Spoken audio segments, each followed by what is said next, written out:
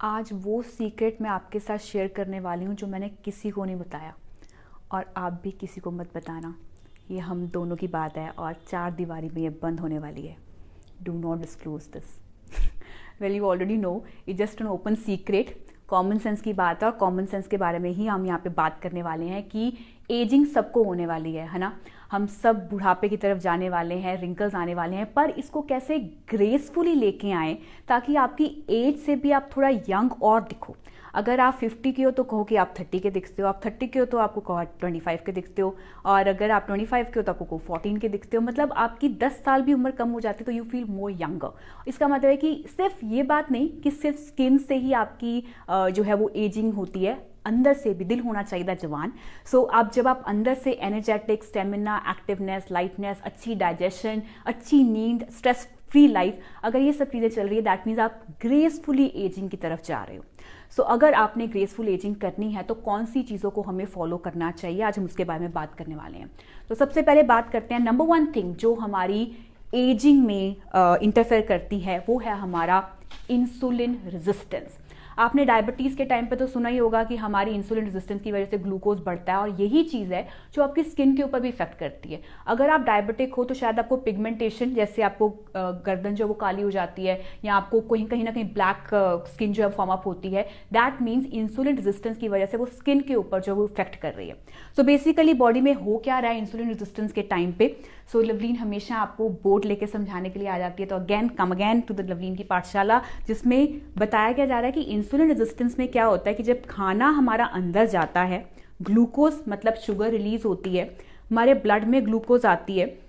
जैसे ही ब्लड में ग्लूकोज आती है तो वो पैनक्रियाज, एक लीफ लाइक स्ट्रक्चर जो हमारी बॉडी के अंदर होता है, वो पैनक्रियाज को ट्रिगर करते हैं। मतलब ये एक ऐसा शेफ है जो क्या करता है कि इंसुलिन मतलब हमारा एक हार्मोन बनाता है और वो हमारे सेल तक लेके जाता है, ऑन कर देता है हमारे सेल को कि इंसुलिन यहाँ पे एक चाबी की तरह काम करता है, और सेल को कहता है नॉक नॉक, ओपन कीजिए, मैं आपके लिए एनर्जी लेके आया हूं। आप अपनी इंसुलिन जो है वो एनर्जी यहाँ से सेल को प्रोवाइड करता है। ठीक है, तो शेफ ने बना के ये की भेजी, और की जो है उसने ओपन किया सेल, और अंदर हमारे ये ग्लूकोज चला गया और यहाँ पर ये ऑन हो गया।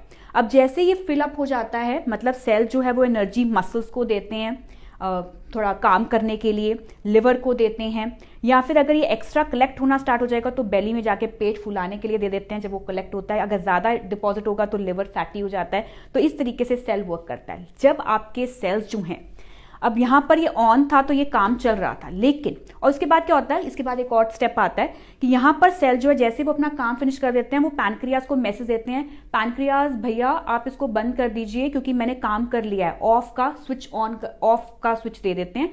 ऑन पैनक्रियाज होता है, फिर सेल बताता है पैनक्रियाज को कि अब आप ऑफ कर दीजिए, मुझे और इंसुलिन नहीं चाहिए, बंद करो। तो वो यहाँ पे बंद कर देता है। ये एक नॉर्मल इंडिविजुअल पे चल रहा है, that is called on off mechanism, feedback loop कहते हैं। फीडबैक आया और ये लूप बना, ऑन एंड देन ऑफ। ठीक है, फीडबैक चलता रहा। अब जब हमारे सेल सेलुलर लेवल पे आपके सेल करेक्टली वर्क नहीं कर रहे हैं, जब आपका सेल जो है वो डैमेज हो गया है, मतलब आपने अपना लाइफस्टाइल खराब किया और ये सेल यहाँ पर डैमेज हो गया, और जैसे ही इंसुलिन यहाँ पर आया, फूड से ग्लूकोज, ग्लूकोज से शुगर ब्लड में आई और पैनक्रियाज में आई, पैनक्रियाज ने इंसुलिन दिया, और जैसे ही इंसुलिन ने नॉक किया और यहाँ सेल कहता सॉरी मैं नहीं ले सकता हूँ, आप प्लीज जाइए, मुझे समझ, आप क्या बोल रहे हो मुझे समझ नहीं आ रहा है। यहाँ पर इंसुलिन बोलता रहता है हेलो ओपन करो, हेलो ओपन करो।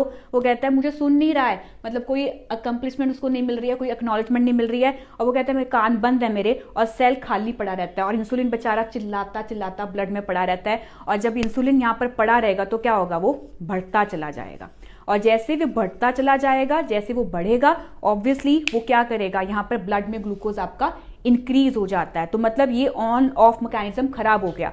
अब ये इंसुलिन सिर्फ ग्लूकोज को नहीं लेके जाता है, सबसे इंपॉर्टेंट बात एजिंग में क्या आती है, सिर्फ ये ग्लूकोज ही नहीं, ये प्रोटीन भी हमारा सप्लाई करता है हमारे सेल को। मतलब अमीनो एसिड जो हैं वो हमारे इंसुलिन लेके जाने वाला था। अब जब इंसुलिन ने यहाँ पे नॉक किया तो सेल में अमीनो एसिड्स आए ही नहीं, जैसे ब्लड में ग्लूकोज आ रहा था वैसे ही अमीनो एसिड भी आए नहीं, और आपको पता है अमीनो एसिड्स ही हमें चाहिए हमारा कोलेजन बनाने के लिए, हमारी मसल टिश्यू बनाने के लिए, हमारी स्किन को टाइट रखने के लिए, रिंकल्स ना आने के लिए। तो जब हमारा इंसुलिन की ये सारी लूप बिगड़ जाती है और आपके अंदर प्रोटीन जो है वो सेल तक एंटर नहीं कर पाता है, अमीनो एसिड अंदर नहीं आ पाते हैं, तो उसकी वजह से आपको रिंकल्स, पिगमेंटेशन एंड स्किन की प्रॉब्लम्स आनी स्टार्ट हो जाती हैं।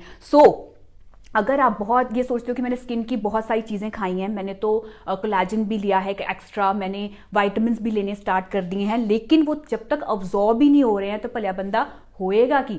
सो दैट मीन्स अगर आपने इसकी अब्जॉर्प्शन करनी है तो सेलुलर लेवल पे आपको सेल की फंक्शनिंग को अच्छा करना पड़ेगा, मतलब लाइफस्टाइल करेक्ट करना पड़ेगा, ताकि सेल अच्छे तरीके से वर्क करेंगे, तभी तो इंसुलिन आके नॉक करेगा तो फटाफट से लोगे और अपना काम आगे चलाओगे। अगर सेल को ही काम कराना बंद करवा दोगे, और बंद क्यों करवाते हो, जो लाइफस्टाइल प्रॉब्लम क्या आती है, स्ट्रेस ज्यादा लेते हैं, बाकी चीजें बताती हूँ, चलो वो स्ट्रेस की बात तो हमेशा लीन करती है। अच्छा, ये थी पहली चीज कि इंसुलिन रेजिस्टेंस की वजह से हमारी बॉडी जो है वो प्रोटीन को अब्सॉर्ब नहीं कर पाती, और प्रोटीन अब्सॉर्ब नहीं होगा, अमीनो एसिड नहीं आएंगे, तो स्किन का मसल टिशिंग मतलब मसल टाइटनिंग नहीं होगी, रिंकल्स आएंगे, तो एजिंग अच्छी ग्रेसफुली नहीं होगी। तो अगर अच्छी ग्रेसफुल एजिंग चाहिए तो प्रोटीन अगर आप खा रहे हो तो उसकी अब्जॉर्प्शन करने के लिए इंसुलिन रेजिस्टेंस को इंसुलिन सेंसिटिव करना पड़ेगा, मतलब सेलुलर लेवल पे सेल्स की फंक्शनिंग अच्छी करनी पड़ेगी। और वो कैसे पॉसिबल होगा, इसका सबसे अच्छा सोल्यूशन मैं आपको बताऊं, साथ साथ में चलो सोल्यूशन बता देती हूँ, एक्स्ट्रा टाइम क्यों लगाना।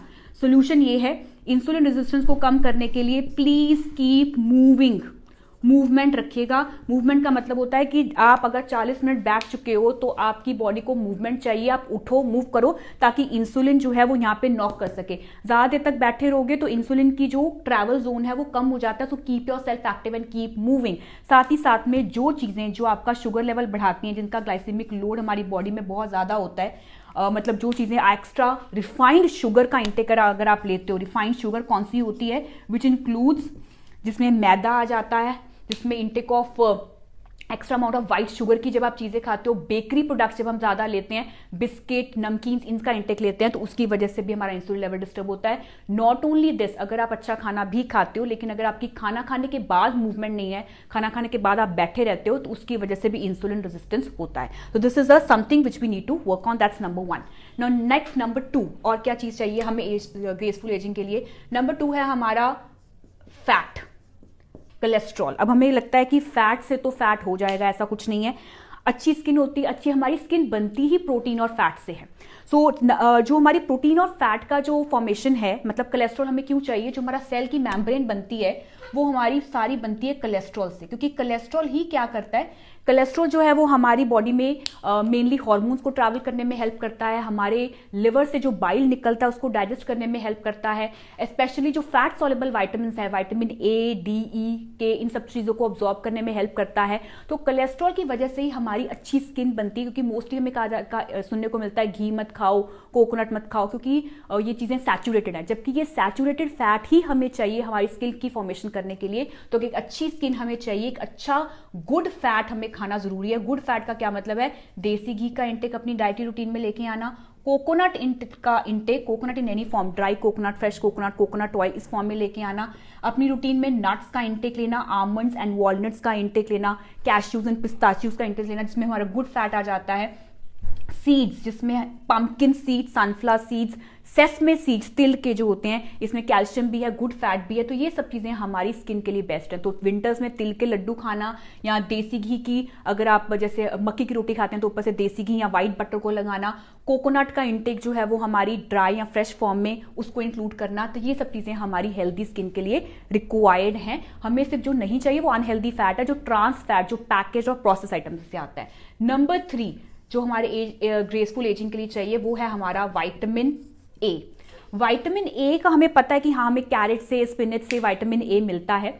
विटामिन ए जो है वो हमारे कोलेजन फॉर्मेशन में भी हेल्प करता है, और साथ ही साथ में ये हमारी बॉडी के लिए सबसे इंपॉर्टेंट चीज विटामिन ए के बारे में ये है कि ये हमें एक्टिव फॉर्म में चाहिए। एक्टिव फॉर्म का मतलब होता है जिसमें बीटा कैरोटीन होता है, दैट इज कॉल्ड रेटिनॉल होना चाहिए। इसका मैं साइंटिफिकली नाम बताऊं, मतलब खाया तो कैरेट, लेकिन अगर वो एक्टिव फॉर्म में नहीं हुआ तो क्या हुआ, है ना, मतलब अगर वो ऑब्जॉर्ब ही नहीं हुआ तो क्या फायदा हुआ। तो उसको एक्टिव फॉर्म करने के लिए अगर कोई कैरेट खा रहे हो, स्पिनच खा रहे हो, तो एक्टिव फॉर्म को फॉर्म अप करने के लिए रेटिनॉल जिन चीजों में होता है, विटामिन ए कंटेंट हमें एग्स में से मिल सकता है, या फिर आप जो नट्स एंड सीड की हमने बात की, देसी घी की बात की, घर के बनाए हुए बटर की बात की, व्हाइट बटर की बात की, या अगर आप फिश खाते हो तो कॉड लिवर ऑयल या फिश जो हम खाते हैं उससे भी हमें ये चीजें active form of vitamin A मिलता है, क्योंकि विटामिन ए ही हमारी स्किन की फॉर्मेशन करने में जो है वो हेल्प करता है, क्योंकि जो एपिडर्मिस और डर्मिस होता है स्किन का, स्किन की जो लेयर्स होती हैं वो हमारी विटामिन ए से ही बनती हैं। ठीक है, ज्यादा डिटेल में नहीं जाएंगे कि स्किन की लेयर्स में और क्या क्या होता है। तो ये है विटामिन ए का कंटेंट इंक्लूड किया जाए, जिसमें हमें एग्स अगर आप खाते हो, फिश खाते हो, दैट्स गुड। अदरवाइज जो हमारी फैट कंटेंट वाली चीजें हैं उसमें भी हमारा विटामिन ए जो वो कवर अप होता है, and plus nuts and seeds में से वो कवर अप किया जाता है।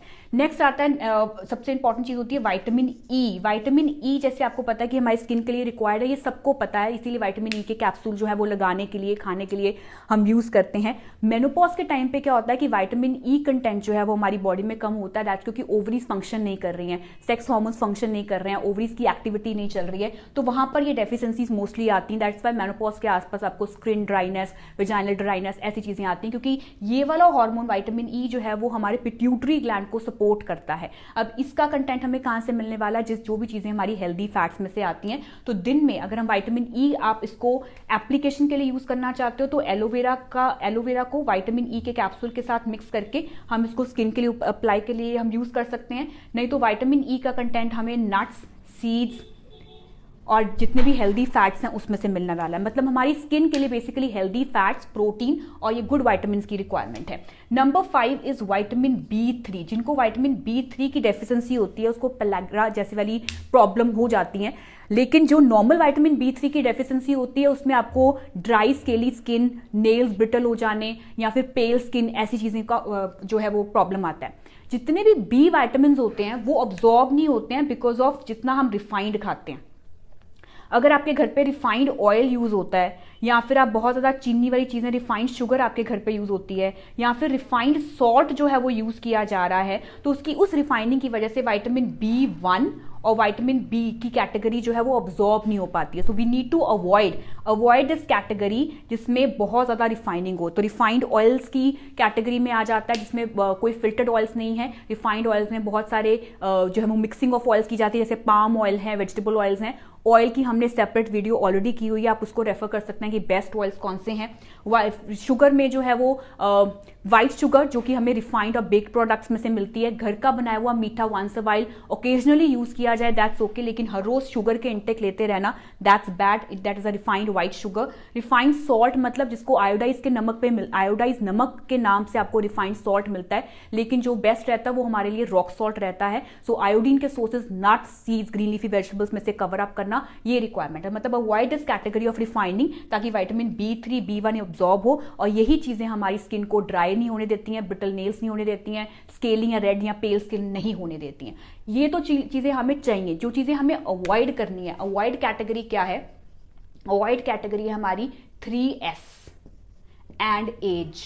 Now what exactly is 3S and as?